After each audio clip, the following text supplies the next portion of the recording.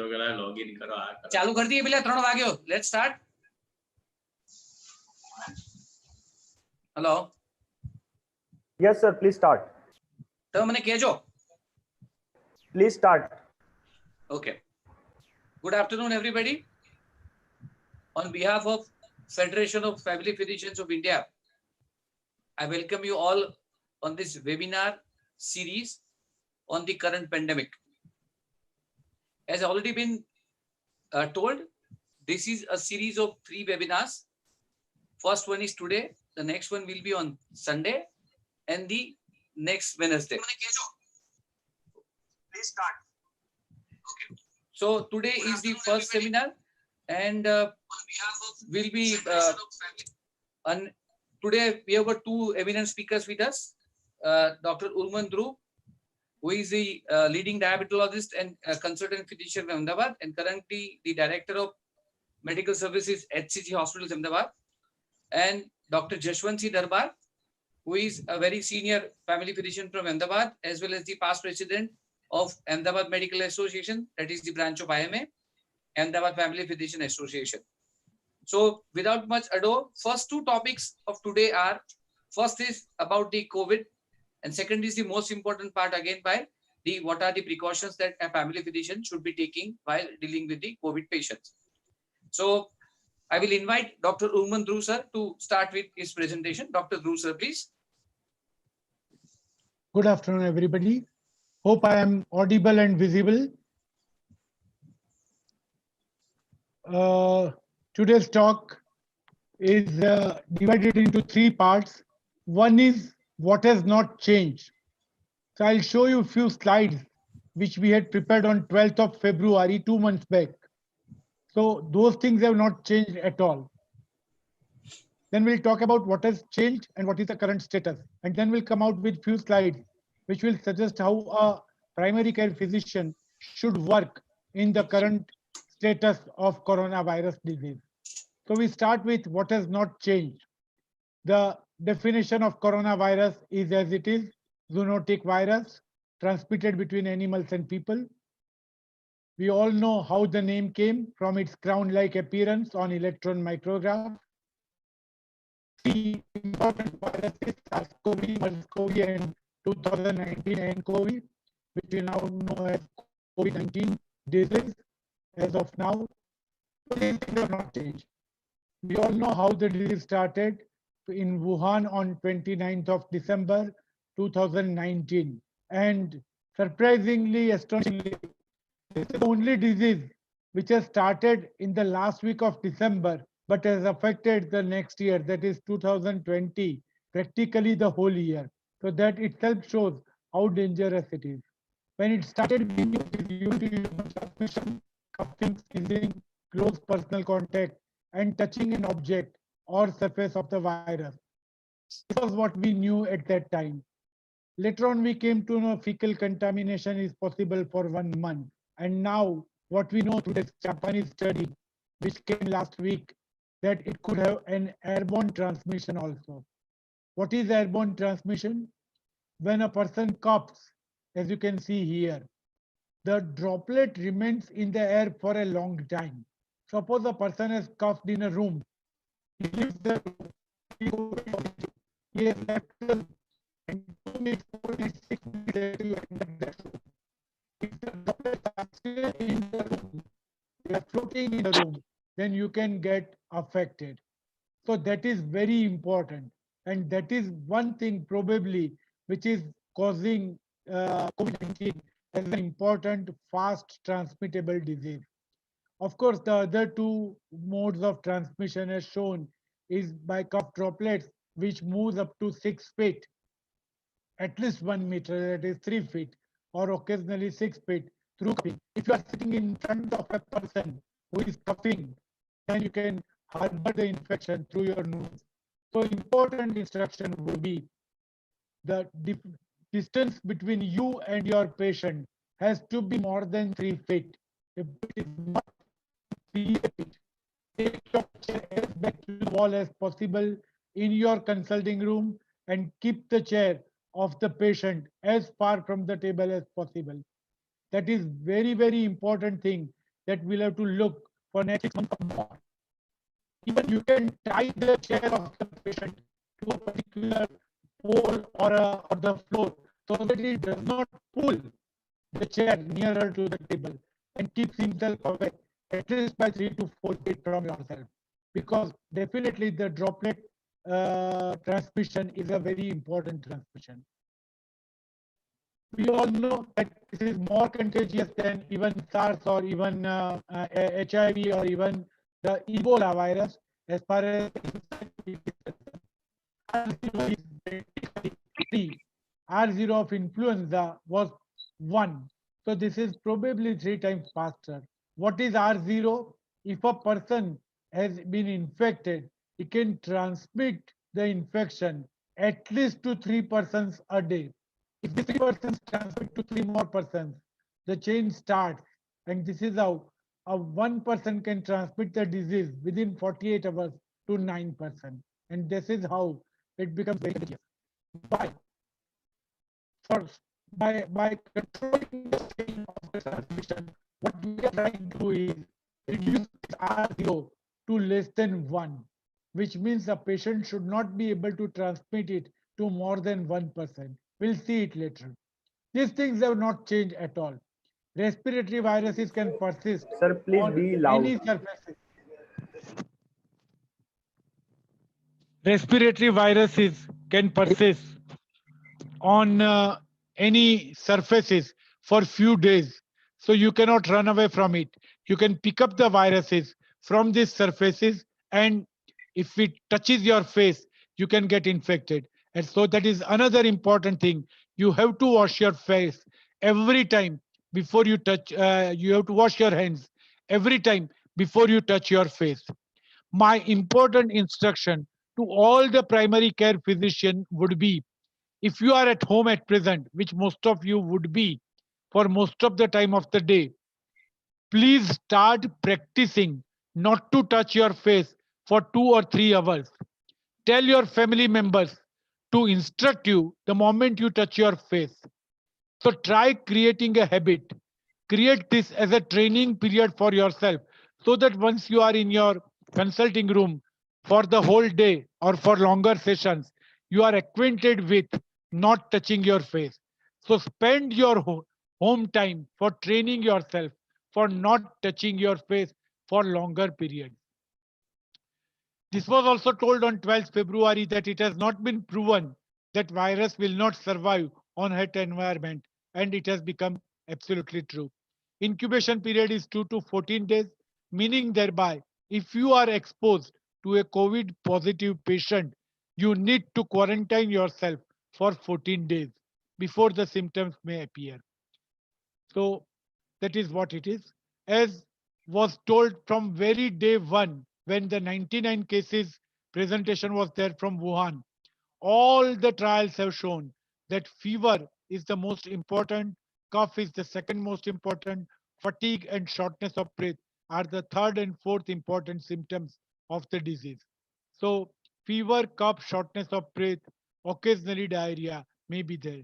In severe cases, it could be pneumonia. This is a very typical presentation. A man in his 40s in Japan. On day one, he can have malaise and muscle pain, later diagnosed with pneumonia. A man in his 60s in Japan, he can have initial symptoms of low-grade fever and sore throat. See, high-grade fever is not seen after the age of 40 on day 1 and 2, and that makes the diagnosis very, very difficult for a primary care physician. A man in his 40 in Japan can have chills, sweating, and malaise, followed by fever, muscle pain, and cough on day 4. So respiratory symptoms may occasionally appear little later, delaying the diagnosis or suspicion. A woman in her 70s can present with very high grade fever, and that is why women are picked up early, because they present with fever early. That is very, very important. Again, the difference between the low grade fever to high grade fever to pneumonia is practically 6 to 8 days, making it very, very difficult to identify which patients are typically serious and which are not. So time from the onset to the development of severe disease is generally 1 week, and that makes it difficult. As I told you, most of the studies have shown fever and fatigue, shortness of breath. These are very, very important symptoms to begin with. The fever could be even low grade fever or even 100-degree fever should lead you to suspect corona these days. Just as during influenza, every patient that we used to see, we always started thinking about influenza H1N1. Same way, next 6 months, fever and minimal fatigue or minimal breathlessness or minimal dry cough in a patient who did not have respiratory illness in the past always start suspecting with corona. 80% of the cases are always mild, and that is something very good. And this remains true across the globe. All over the globe, this remains true. These are two scoring systems. Bilateral pneumonia is the most important complication, and acute respiratory distress syndrome is there. A few words about the X-ray. When you see the X-ray, classical X-ray of the COVID patient, it shows bilateral pneumonia and easy to identify ground glass opacities. But generally, the disease starts in the subpleural area, and therefore, even better than CT would be ultrasonography of lung. Unfortunately, most of our ultrasonologists are still not acquainted with ultrasonography of lungs, but I'm pretty sure they would learn soon within 1 month. So, ultrasonography of lung would be early diagnostic feature of the corona lung involvement rather than CT scan. And within 1 month, I'm sure we are all going to order ultrasonography of lung rather than CT scan of the lung because the disease starts in the subpleural space. People above the age of 60 are the one who are highly victimized. Remember, here there is a caveat. It is not that people above the age of 60 are more affected.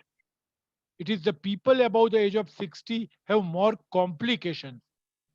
If you see the Indian series, most of the disease has occurred between the age of 40 and 60 or even 20 and 40, but the complications have occurred above 60 or above 50. So most of the people affected are between 20 and 40. What is the implication? The implication says that once the lockdown is over, it should be the younger generation who should come out first. Most probably, the government would come out with some directive that people above the age of 60 should stay at home for a longer time, keeping the younger generation out because younger generation are more affected and less complicated. So that is very important thing. This is the unfortunate slide which shows that the admission to ICU time is very long, and that is how the critically ill patients are in problem. Investigation. Remember, leukopenia and lymphopenia have been marked in lots of series, but please do not rely upon lymphopenia. In India, it has not been commonly observed. So, lymphopenia can give you a suspicion, but it is not diagnostic of COVID 19 in India. It is bilateral ground glass opacities on X ray, which should lead your diagnosis. Coming to the diagnosis, then how do we diagnose? Any viral disease can be diagnosed either by finding out the virus, either by picking up the antigen in the virus, or by looking for the antibodies.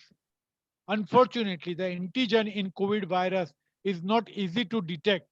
So therefore, not many tests have been identified about antigen. So we have got only two tests. One to identify the virus, and to second is one to look for the antibodies. So identifying the virus is the only test, PCR, RT-PCR, which takes 8 to 12 hours.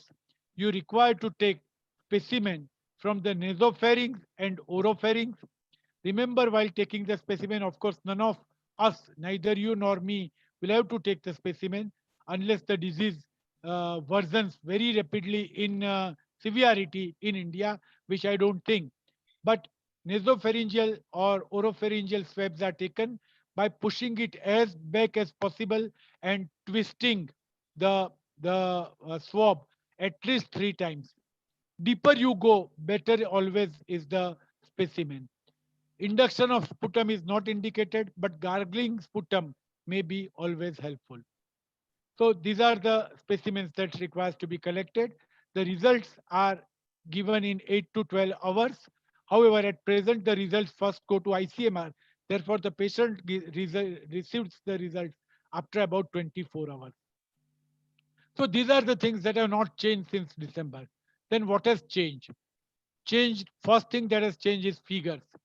These were 110, 1,10,601 was the number of patients on 3rd of March, and on 14th of April, 19,46,000 patients across the globe with 1,21,000 deaths.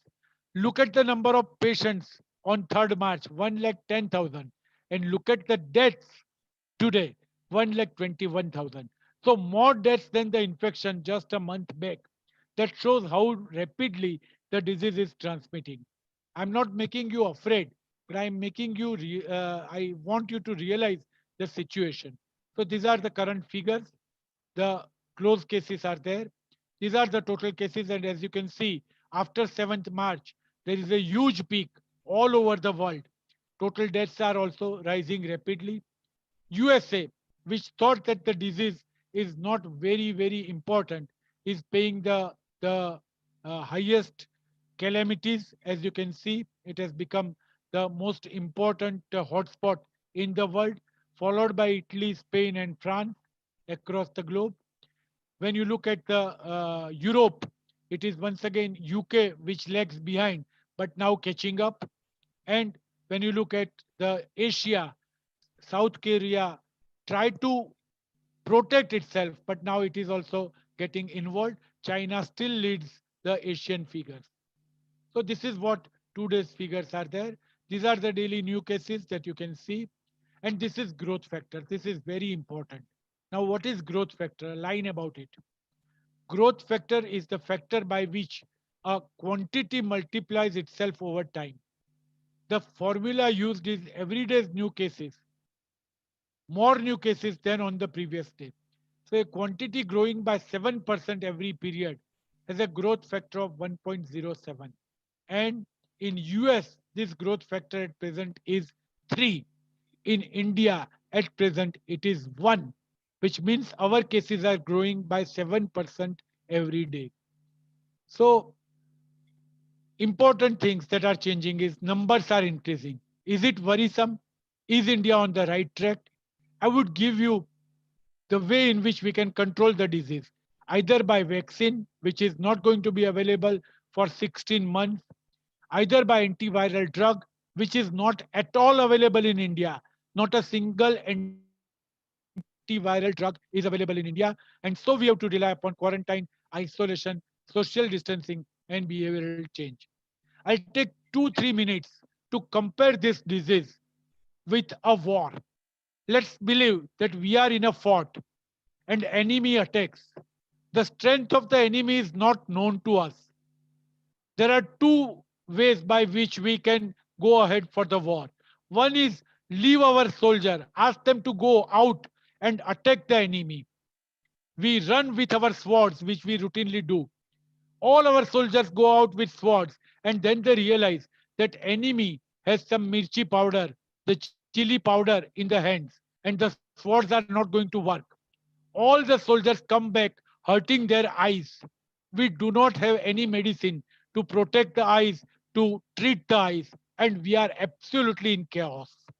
That is exactly what happened in America. They were not prepared. They sent all their soldiers go and fight, and then they realized that they were ill prepared. Then what is the another way of doing the things? Close your fort. Enemy is outside. Do not allow enemy to enter your fort. Close your fort.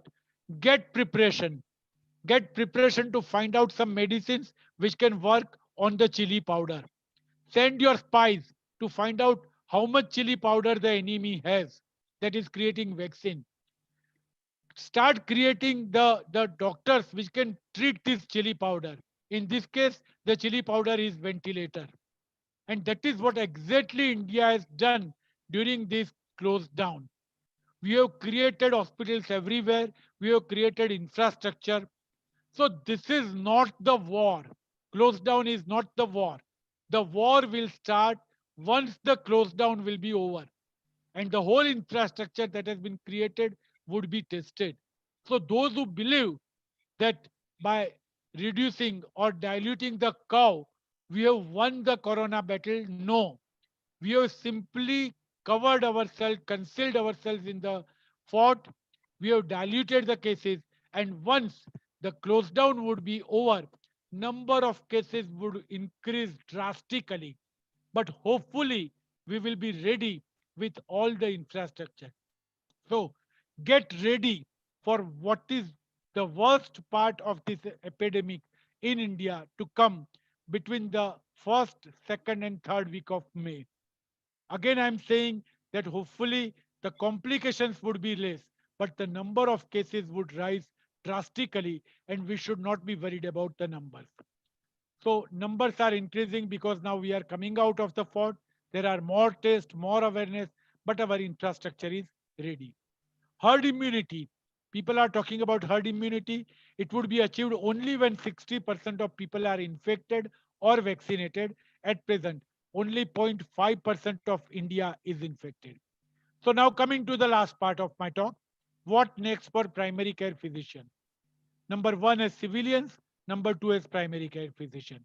So first I'll talk about what should we do as primary care physician. Number one, the disease is not going to end before herd immunity is achieved, and we should be ready to face it for next 6 to 8 months or 1 year. Once lockdown will be over, you will have to ask not only about travel history or contact with COVID, but you will have to also ask about hotspot and clusters. Remember, we are all Indians, united, but the moment lockdown is over, there would be area of hotspots and cluster which would be sealed suddenly. Today morning, somebody comes out of, let us say, Vastrapur. The 10, 12 cases are detected by 2 p.m. and then Vastrapur may be closed, completely sealed. This is what is going to happen in the month of May, where there would be local close down rather than the generalized close down. Take utmost care in your clinic, which Dr. Darbar is going to tell you, but use N95 mask, cap, gloves, apron, and face shield or goggles in OPD with sanitization of your surfaces, especially the table that you are using, laptop if you are using, and hand washing after each patient. You do not require full PEP, right? You do not require full PEP in your OPD. Divide all your patients having respiratory symptoms into mild, moderate, and severe based on respiratory rate, SpO2, and if the consolidation is there or not. In mild cases, do not rely on CBC. If the CBC is high, you can use antibiotics. If it is classical bacterial pneumonitis, you can use antibiotics. Otherwise, there is no need to investigate mild cases except for CBC and X-ray chest. X-ray chest to find out pneumonia. Treat it as viral flu. Give symptomatic treatment in the form of decongestant, cough expectorant, or cough suppressant as you like, paracetamol, and routine treatment, which you know much better than what I know. Call these patients after 3 days if they are stable. Admit them if they worsen. Investigate these patients if they are affording, because from tomorrow onwards, all influenza like illnesses can be investigated in private laboratories for the corona, that is the RT-PCR test. You can do it. So ILI, influenza like illness, if the patient is affording, you can send to private labs from tomorrow onwards. That we'll see later on. Be confident in patients having allergic rhinitis or bronchitis who are coming to you regularly for the same symptoms without fever, and treat as per protocol. Suppose a patient is coming every year in May, then you should not think about the COVID, right? Take additional care in patients having comorbidities, diabetes, steroids, chronic liver disease, chronic obstructive pulmonary disease, CKD, HIV, immunosuppression, RA. Either send them for COVID test or ask them to get quarantined immediately. If the patient has consolidation, suggest immediate admission because these are the patients that are likely to worsen very rapidly. RT-PCR has at present limited accessibility. Not all patients can undergo, but the policy changes from tomorrow. But remember, all private laboratories would have limited kits. So before sending the patient directly to the lab, call them and confirm whether the kits are available or not, especially if you are sending the patient after 12 noon. Because I'm pretty sure, because it has been opened for all ILI now, that is influenza-like illnesses, the limited quota with private laboratories would be over by 12 noon because they put their first batch at 10 a.m. Lots of patients will ask for the test, but you must remember the 6 important indications. A word about rapid antibody test. It is not available in India at present. Whenever it would be available, it would not be again for all. It would be only for the hotspot and would be utilized only by government. At present, it would not be available for all. However, it is a blood test and measures IgG, IgM, and gives you the results just like dengue, IgG, IgM. CT scan is not for everyone, as I told you. It is ultrasonography of thorax or chest, which would be more important. However, if the respiratory rate of the patient is more than 24 per minute, SpO2 at room air is less than 92, or persistent fever with respiratory symptom, you can send the patient for X-ray chest or CT scan if needed. Treatment, prophylactic HCQS. I am not sure whether it is helpful or not, but once recommended by an institute like ICMR, I would suggest that all healthcare workers who are dealing with suspected COVID cases or respiratory cases should start HCQS 800 milligram in two divided doses on day 1 and 400 milligram weekly for 7 weeks, only after a baseline ECG to rule out QT. However, I would tell you, QT prolongation occurs only if you have taken HCQS for a prolonged time. In these prophylactic doses, generally it does not cause. However, if you got a baseline prolonged QT, you should not take it. No need to prescribe HCQS or chloroquine or azithromycin to any patients having respiratory symptoms. Azithromycin can be prescribed if you are suspecting a bacterial pneumonia. Otherwise, what is required to treat is you can give oseltamivir, considering it to be influenza-like illness, and as I told you, cough suppressant, mucolytic, cough expectorant, or anti-allergic drugs as you have been doing regularly with decongestants. No antiviral on an OPD basis, as such they are not available except for oseltamivir. So symptomatic treatment is the only thing that requires to be done and call the patients after 3 days. During any infection, including suspected corona or UTI, remember few things. Whether SGLT2 inhibitors, AC inhibitors, ARB, NSAIDs and diuretics in all your patients for 2 to 3 days. Suppose patient has UTI, gastritis, vomiting, diarrhea, or you are suspecting respiratory tract infection. Without this 5 groups of drugs, SGLT2 inhibitors, ACI, ARB, NSAIDs, and diuretics for the time being. This is especially true for any situation where there is fluid loss, especially in the area like Gujarat, which are very hot, fever, vomiting, and diarrhea.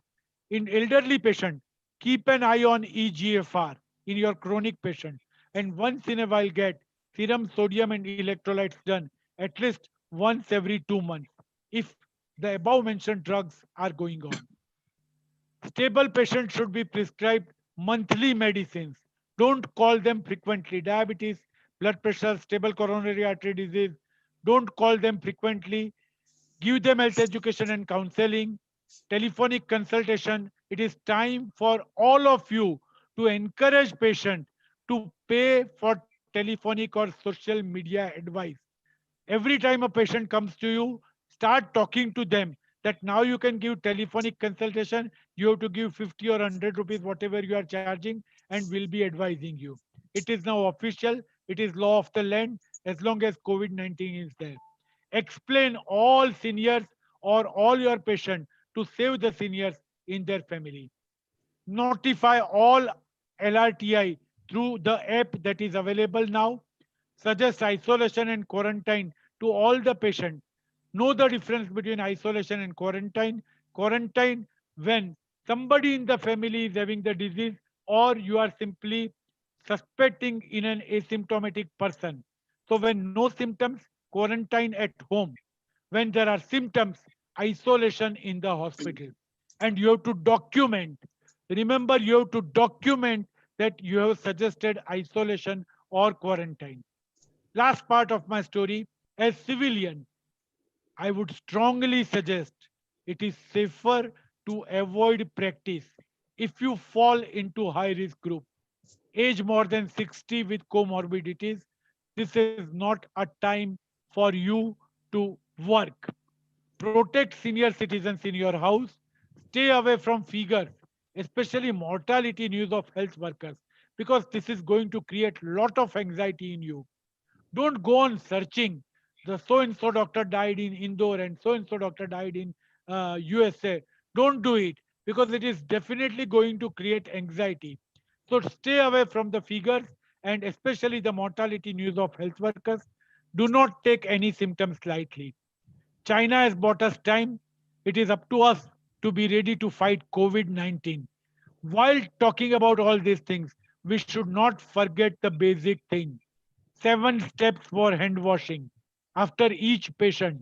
This should not be forgotten at all. This is the basic way. Mask, N95 mask in the OPD or the surgical mask elsewhere.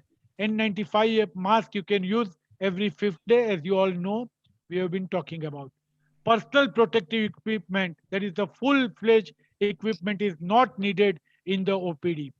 So remember, we need to fight corona just as we fought with influenza, which killed 1,80,000, sorry, 10,000 people in the recent episode. So coming to my last slide, incubation period is less than 14 days. Lymphopenia is important, but bilateral chest infiltrates on plain X-ray or HRCT is important. USG of the chest is very important. Most alcohol-based disinfectant or soap and water kill the virus. RT-PCR for the diagnosis.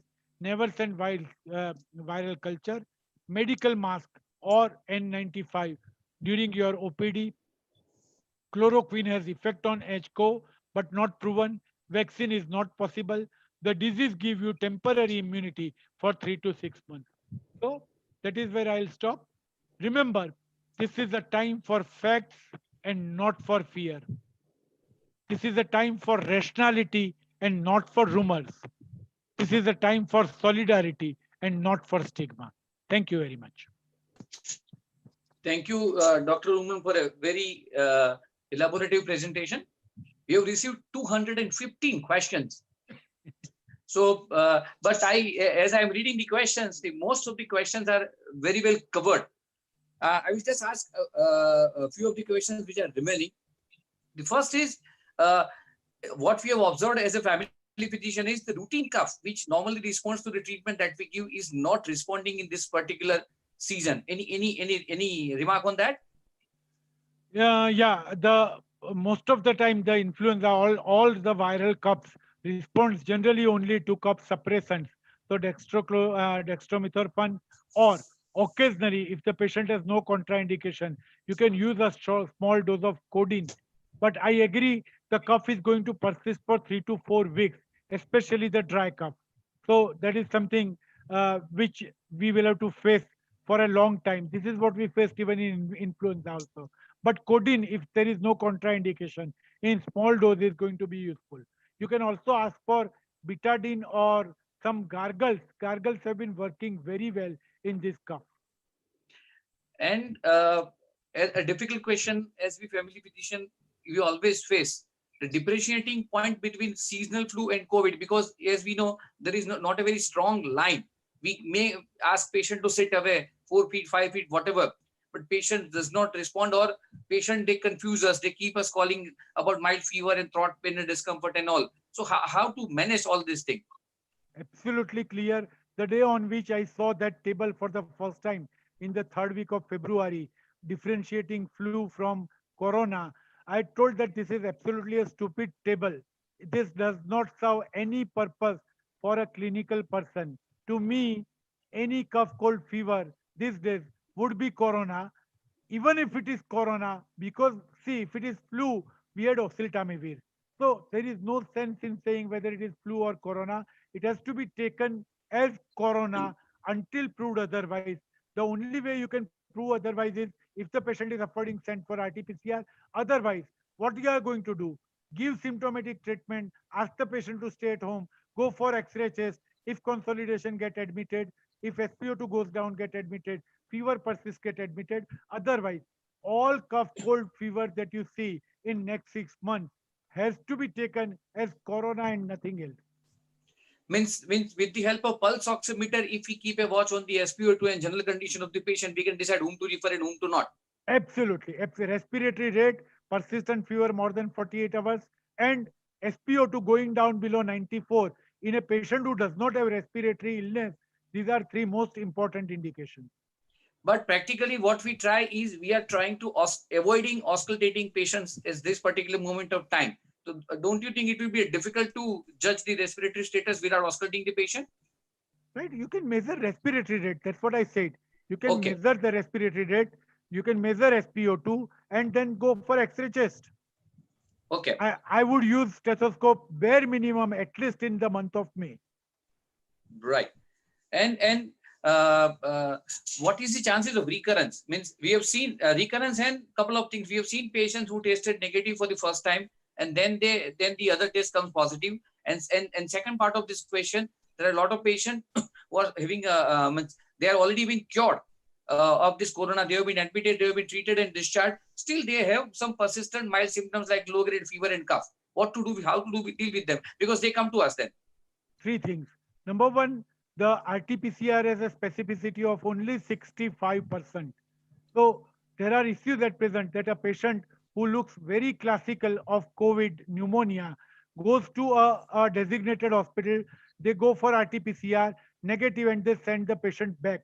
If you are very sure suspecting a typical pneumonia, get it done again. Two consecutive RT-PCR negative should confirm that it is not COVID by only 90% specificity, sensitivity. So Right. RT-PCR is not a sensitive test. Go ahead with the second test if need be. Number one. Number two, recurrence of the disease. Only in South Korea it has been seen that the disease recurred, but only 28% or 28 cases were noted having recurrence of disease, and WHO is running a trial to confirm whether it is recurrence or whether it is incomplete resolution. Last thing, symptoms. As I told you, it's going to be very tough period for family physician. I would not like to be a primary care physician in the month of May. The reason is because most of the patients are not going to improve symptomatically. They are going to come drop in frequently. If they were positive and they are now negative, you are sure that they would not be infected again for 3 months. They are not a problem. But those who were negative, you will always be on toes because they can become positive anytime. So these are the cases where you have to treat symptomatically, keep them at home as much as possible, and go for RT-PCR repeated.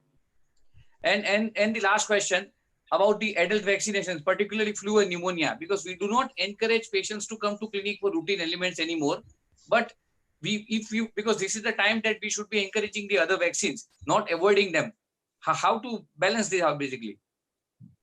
Well, the pneumococcal vaccine and the influenza vaccine takes 3 to 4 weeks to work.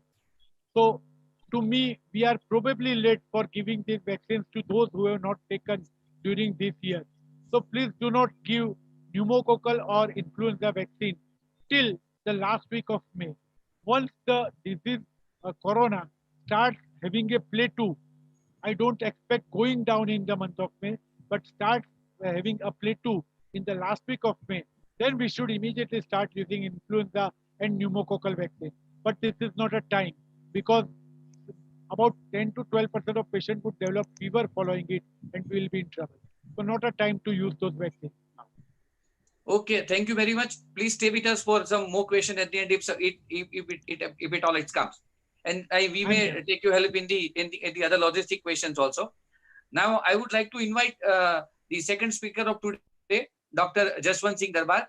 As I already introduced him, Dr. Jaswant Singh is a very senior family physician from Ahmedabad and the past president of IIM Ahmedabad and Ahmedabad family physician, and currently the vice president of Gujarat state branch of IIM. Dr. Darbar will talk about the practical issues that a family physician face and practically way the things have to be managed at the family physician's clinic. Dr. Darbar, please. Thank you, FAPA and CIPLA people for giving an opportunity about practicing tips clinical management during pandemic. Am I audible? Absolutely.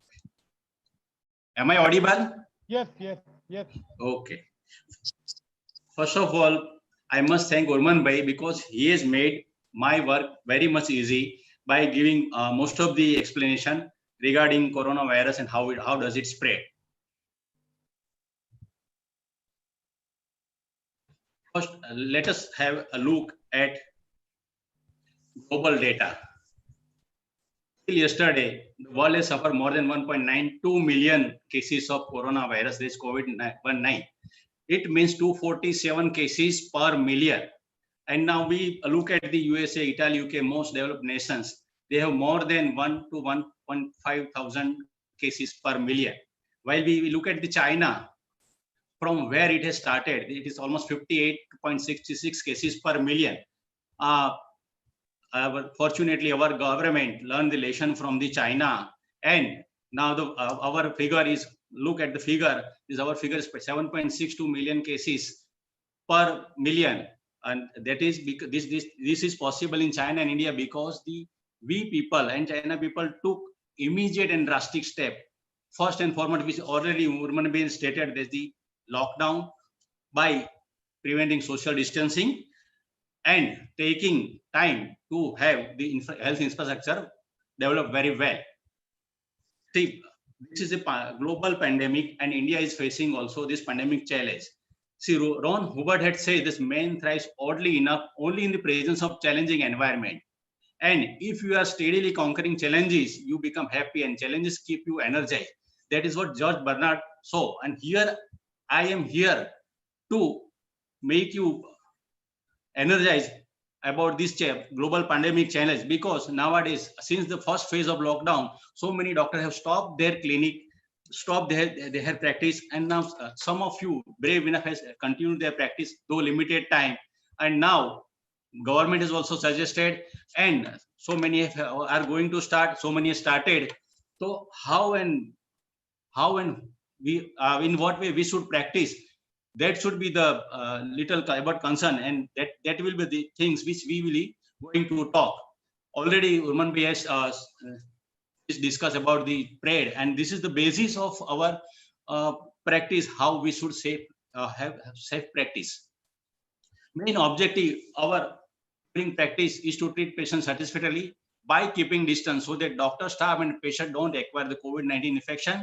We must train patient and staff so that our clinic surface remain virus free and our clinic do not become a center for spreading COVID-19 infection. And for that, the concept should be, and we'll be discussing how we can limit our germ in our facility. Whosoever symptomatic person comes to us or call us, isolate them and send them to COVID designated hospital as early as possible, and thereby protecting patient as well as healthcare personnel. First and foremost thing for this is to triage on phone. The on phone advice is the first and most important vital step to protect us as well as patient as well. Whenever any patient comes, always inform your patient to call before they come to your clinic, and all patients should be assessed for possible COVID infection and COVID suspect. And if you find that they are either having COVID infection or COVID suspect, guide them properly to COVID designated hospital or on phone, and advise them not to come clinic and have teleconsultation. Suppose if they doesn't have any of this, then you can call them to your clinic by appointment, keeping reasonable time in between each patient at your discretion so that the crowding at the clinic does not occur. all the patient having ill symptoms, that influenza-like illness, should be advised treatment on phone or WhatsApp. If you know the patient very well, if they are your family patient, you should advise on phone and advise them to come only after 3 days if symptoms doesn't improve. Avoid routine follow-up, elective procedure, and you may guide patient on for minor issue at your discretion. Here I would like to stress one more point, that train your staff on phone, who is on phone, that ask all the patient about the symptoms, what happened and from where are they coming. These two, those patients who are having ill symptoms, and if the patient is coming from clusters or hotspot or something like that, suspect COVID, these two things can be, and that patient need to be addressed as early as possible. If they comes at home, comes at clinic, or ask them to go to the COVID designated clinic. Second most important point is triage at clinic and hospital. This any care which we have to take at clinic and hospital are the I have enumerated all in this slide, and we will be taking one by one. The first and foremost is emphasis on training of the staff. Why I have given more important on training of the staff? Because in waiting, we can, if train our staff, we can prevent spread. So first and foremost, the staff should be adequate in number. It should be qualified. If it is qualified, even then you spare time to train them about this COVID-19 disease. How can we break the chain of corona virus? By keeping safe distance, hand hygiene, and cough etiquette. And we must simultaneously, we must also train sweeper and person who is cleaning our clinic about disinfection protocol. These two things will definitely be able to decrease the corona spread. Now coming to the OPD management, all the doctors should restrict OPD time to limited hours, so that the we may be able to restrict viral load to clinic and to us also. Preferably, you can have one OPD per day. Most important, if patient comes of this influenza-like illness, segregate them. Cough, cold patient also segregate them by staff. Address them as early as possible in a separate room, not your consulting room. Ask all patients to wear mask, and if the patient doesn't come with mask, provide them from your side. Advise for every patient to come with one relative only, and avoid relative as much as possible. In waiting area, make the patient wait about 1 meter apart. For that, you can have chairs 1 meter apart, or if you have benches, you can ask patient to sit one patient in one bench only, and even you can mark the areas where patient can sit and where cannot sit. While at reception area, keeping safe distance, you can make your staff completely safe. At reception area, when at reception table, keep a physical barrier of glass or plastic curtain at reception or dispensing area. If this is not possible, keep a bench in front of the table so that the distance between your staff and the patient will be maximized. While dispensing medicine, prefer no-touch technique, and in this era, prefer strip packing instead of loose packing. Avoid nebulizer, because this will spread the aerosol and we can spread this COVID-19. Prefer inhaler, and our patient, if nebulizer is necessary, ask patient to take it at home. Ask staff to wash hand frequently or use sanitizer after attending each and every patient. One more thing important is visual display. While in waiting area, visual alerts should be displayed at a prominent place, and it is about importance of the hand hygiene, respiratory hygiene, and cough etiquette. If you have a smart TV, you can also display matter for prevention of corona in your voice or in local language. And even you can display government rules regarding social distancing. This will keep patient busy and will have one proper message will be sent to them. Now, one more thing comes about the PPE, which already Urman Bhai have suggested. The PPE is of prime concern for us, doctors, staff, and patient as well. Frequent hands washing, mask, gloves, face shield, and protective gown will definitely decrease the spread of corona. PPE should be wear on the basis of patient management and exposure to the patient.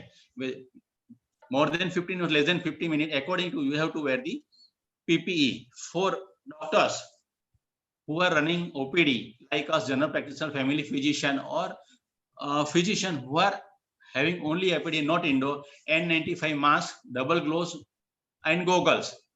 If possible, gloves, if possible, gown and face shield preferable. Otherwise, N95 mask, double gloves and goggles are enough. For staff, surgical mask and gloves are enough.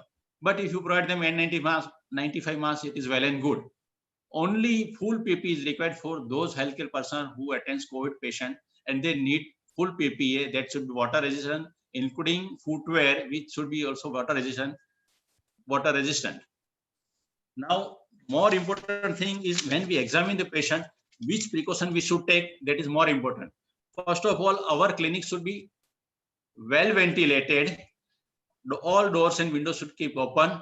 Patient would be seated opposite to us and not on the side, and keep a distance of 1 meter at least. If possible, keep a barrier of glass or transparent curtain between you and patient.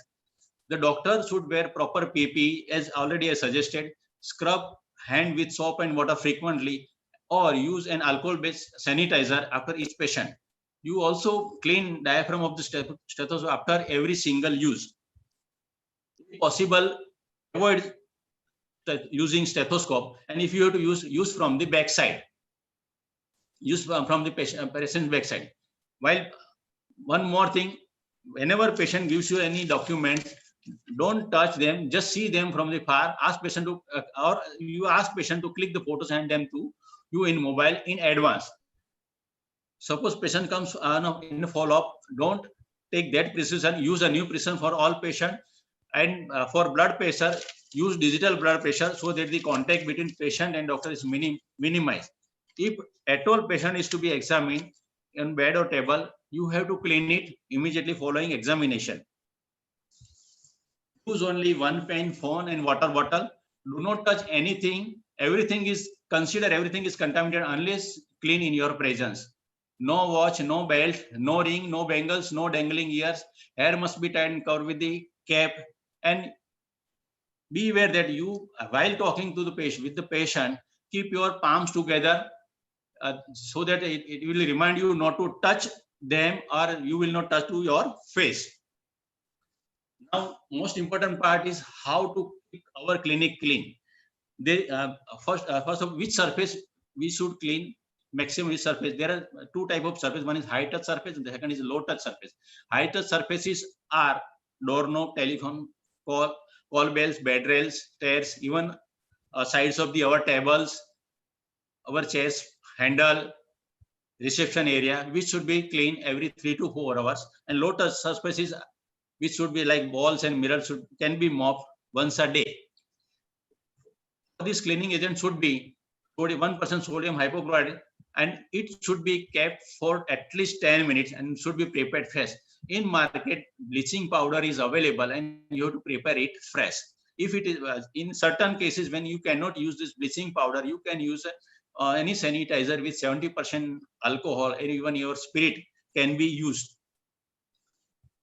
Now, whosoever your staff is cleaning, you also have to take care of them and guide them about the cleaning, and ask them to wear heavy duty or disposable gloves. If possible, give them gown, eye goggles, and medical mask. Ask them to avoid touching a nose and mouth. Goggles will help them to prevent hand touching to their eyes. While going back home, you ring up at your home and someone should be there who will keep your door open, and ask them to have bucket of water having soap and water or bleaching solution in front of it. Keep all your things which you have carry from clinic, like car keys, pen, sanitizer, bottle, phone, out in one box. And first of all, you wash your hands in the bucket of having soap and water or sanitizer.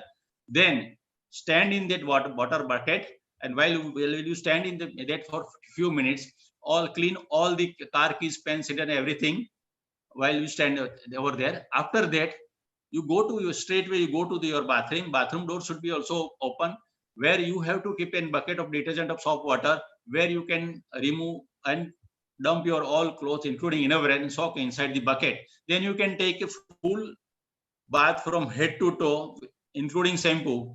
And once you finish, ask all your clothes to wash in a high temperature washing machine. The last two slides who should avoid practicing. Already Urman Bhai has said this paramedical and doctors having was 60 years and all disease, which I am not going to detail it. But I will ask which are the patients which we should avoid to come to clinic. That is all symptomatic individuals who have undertaken international trial of last 14 days. Now it is obsolete, but patients who are coming from hotspot or cluster or having these symptoms, all symptomatic contact of laboratory confirmed cases, all symptomatic healthcare personnel, whosoever healthcare person having influenza-like illness symptoms, we should ask them for the corona testing. All hospitalized patients with severe acute respiratory illness, that is fever, cough, and shortness of breath, and asymptomatic, direct, and high-risk contact of confirmed cases. These are the patients who are likely to have COVID, and we should avoid coming to clinic and advise them to on phone possible and or send them to the COVID designated hospital. Thank you.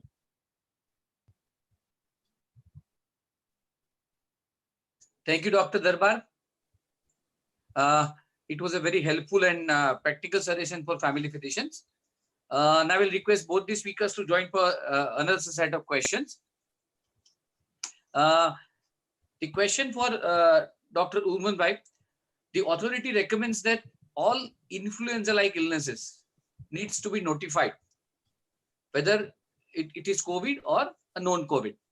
Now, if we go on reporting such number of cases, as a family physician, obviously we see huge number of large number of patients with ILI. So do you think it is practically feasible? Whether it is feasible or not, but we'll have to do it, number one. And the new app has made it very simple. You need to enter only 4 data of the patient and just press the button. So I think it would become easy, and it would be made even easier later on.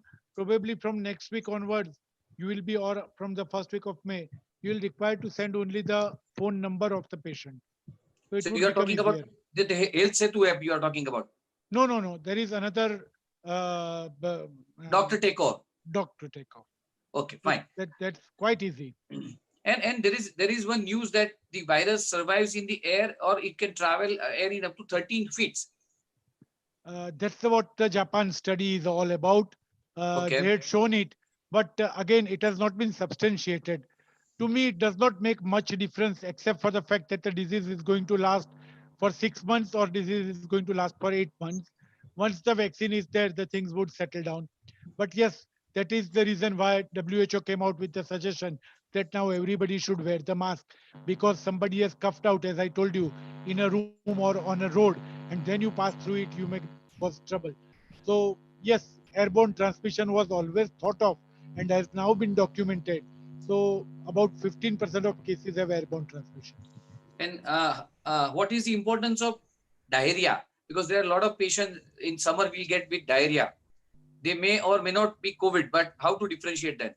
In fact, Waching was one from China who gave a study of 120 patients, and he showed that 98 patients had diarrhea as the presentation. Now, at least in India, we have not seen it till now. And I looked at ICMR site. Commonest symptoms have been low-grade fever, malaise, then fatigue, then high-grade fever, cough, and shortness of breath. Dr. Darbar, the patient keeps calling in between the OPD sessions that you all normally faces this. So how to clean the mobile phones? Need to clean it after every call, or just clean it once? No, first and foremost thing which I said, when a patient definitely are calling, so what I use routinely keep my phone on left side of my table, and I use on a tripod or something there, and I use only left hand over there, which do not use for them. And non-dominant hand, you mean to say? Non-dominant hand. And second thing, after every patient, I use this sanitizer for hand wash and all that. Yes. So that will take care of. Urman, anything that you want to add? Yeah, absolutely right. Dr. Darbar is right, because there are so many sources of infection that would be there on our table And despite of the fact that we say that we will not touch the documents of the patient, we will have to touch them. True. So the best thing is before touching our face, we have to wash the hand. So you touch anything, but wash your hands before touching your face. And the things that you are going to take home, they should be sanitized before you take them home. I would always suggest keep the pen at the everything that you can leave at the clinic should be left at clinic. So same principle can be applied to apron that we wear on a daily basis. Matlab, apron doesn't require daily cleaning. We can use the same apron in the clinic every time and without washing it even. But not on a daily basis, rather per session rather. No, say it depends. This viruses remains on a surface for a longer period, in a day or two. And when you use a same apron for consecutively 3 or 3 hours, there are all the chances that you get more virus on that surfaces. So better to you can have suppose you are having a cloth apron, better you can wash it soft cotton water daily, and you can wear alternate, or you can have a disposable one. Okay. And Urman bhai, your word about fumigating the clinic on a regular basis, does it help or the routine clinic makes that's okay? No, routine cleaning would be absolutely okay. You don't need to fumigate it. Fumigation is not going to work. That's number one. And for apron, I would give a suggestion. Keep a bucket full of soap and water in your clinic. Just when you are leaving the clinic, put the apron in that soap and water for about 10 minutes and then dry it in the clinic. You leave the clinic, next morning it would be ready. Yeah, that's quite a practical handful of thing. And the last the difficult question that lot of family physicians we are facing nowadays is because lot of family physicians as of today are not practicing. They've closed down their clinics since lockdown, and now our colleagues have been stuck in between. Then when to open the clinic, when to start practicing, because the cases are increasing, the lockdown has increased. So whether to keep the clinic closed, those who are not practicing, or it is will there be a right time to will come to open the clinic? The right time to open the clinic is now, today, because for next 15 days, there is lockdown and limited number of patients are going to come, and you will start getting confidence that you are able to deal with the things. You know, remember the road to your clinic at least, and at the same time, you know your medicine also. Or if you are above the age of 60 and having comorbidities, I would suggest you to start your clinic from 1st of June rather than in May. May would be the toughest time for all primary care physicians and physicians. But however, today or tomorrow or at one day, everybody has to start the clinic. Everybody has to face this music. You cannot run away from Corona. So start practicing from today only. That's my advice. And the second last question, I will not take much. The plastic curtains that the people are using for air condition now, which are normally used in shops and everything. If we put a curtain between the doctor and the patient, again with the distance, do you think that makes a practical solution or suggestion that can help? Definitely, it makes a additional barrier, but I don't think patient would appreciate it a lot, and we would be very comfortable with it. But certainly, yes, it's a barrier. Just as we have got a face shield, this is a barrier. If you don't want to use the face shield, this is one thing that you can do. But ultimately, you have to face the music. Face shield is always better than a curtain between you and the patient. But What is patients my require- experience? Just a minute. What is my Yeah, experience is all patients who are having throat pain, they are worried of Corona, and they insist us to look at our throat. What I do in my clinic, I have one separate room where I have kept this plastic curtain over there. I send them, I make them send over there and look, examine throat from opposite side. This is what I have done practical. And even then, if at all, I ask them to have taken photograph or video from at home. These are the possible two solution which I am using just now. That's Okay, fine. and before we leave, there are a lot of questions about reuse of N95. Can you just stress upon it once again? Yes, Urban bhai. N95 mask, I would strongly suggest primary care physician to use them on daily basis. You can buy 4 N95 masks as has been suggested. What I do is I use N95 mask one per session, then put it in a plastic bag from which I removed. One plastic bag for each mask. Write down the date on which I have put it. And then I put it on the windshield of my car where there is maximum sunlight. I leave my car in the sunlight during the daytime, so it gets exposed to the sunlight during the daytime. Keep it there for 4 days. On 5th day, you can use it again. But important thing for N95 mask is, please remember, while you put on N95 mask, see to it that you press the nasal bridge on the N95 mask. If N95 mask is not completely sealed off, it is of no use. So always have a proper mask and seal the nasal bridge, and same way keep the lower half completely chin covered.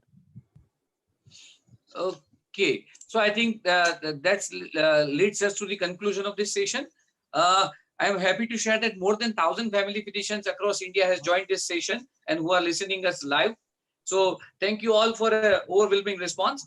This second session of today's program, and you can always, before I conclude, you can always watch this entire video again in this same link as you have watched it live. So at any time when you have got questions, you can go rewind it and look at it again. That is number one. Number two, our next session will be on the topics that we have already been discussed and we already suggested, that is a telemedicine and telephonic consultation. And we'll have a national stalwart, Dr. Ganpati, who will be talking about telemedicine, and we'll have Dr. Mehul Shah, the registrar of Gujarat Medical Council, with us for talking about the telephonic consultation and what the legal guidelines say. So do join us on Sunday at 11 a.m. As of now, thank you very much. And thank you, Dr. Urman Bhai and Dr. Darbar, for joining us and giving us the elaborate presentation. Thank you. Thank you, everyone. Namaste. Thank you.